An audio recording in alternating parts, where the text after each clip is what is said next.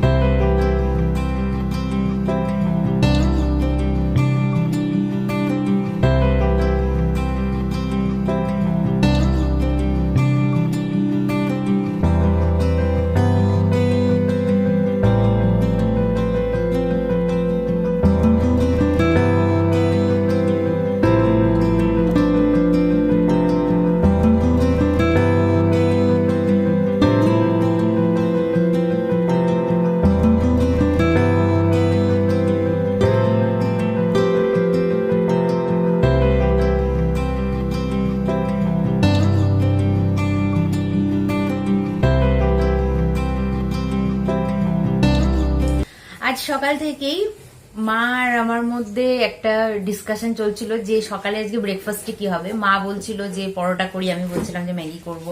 তো এইভাবেই আজকে ভাই আর মা খাচ্ছে মশলা পরোটা, আর আমি আমার ম্যাগিটা বানিয়ে নিয়ে এই যে চলে এসেছি, দেখো। তো এখন এই ম্যাগিটা খাবো। সো গুড মর্নিং এভরিওয়ান, আমি সায়নী, আমার লিভিং উইথ সায়নী পরিবারে জানাই তোমাদের অনেক স্বাগত। তো চলো আজকের দিনটা শুরু করছি। আজকে কি বার, আজকে কি বার কি ডেট আমি একদমই ভুলে গেছি, আমি পরে এখানে মেনশন করে দেবো, তোমরা দেখে নিও। তো এখন খাচ্ছি ম্যাগি। ম্যাগিটা খুব গরম আছে, একটু ঠান্ডা করে নিয়ে তারপরে খাবো। তো চলো তোমরাও ব্লগটা দেখতে থাকো আর আমিও আমার দিনটাকে স্টার্ট করি।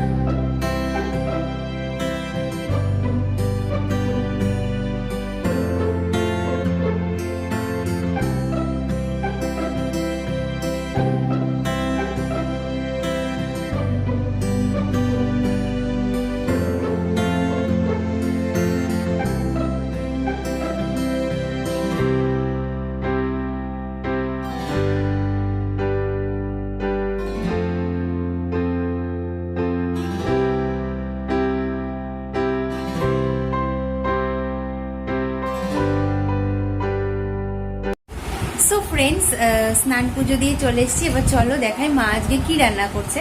আর ভাই এদিকে কাজ করছে বলে একটু ফ্যানটা চালানো আছে, গোগো আওয়াজ হয়তো আসছে। তো চলো দেখে নি মা কি রান্না করছে, আর তারপরে একদম লাঞ্চের টেবিলে দেখা হবে তোমাদের সাথে।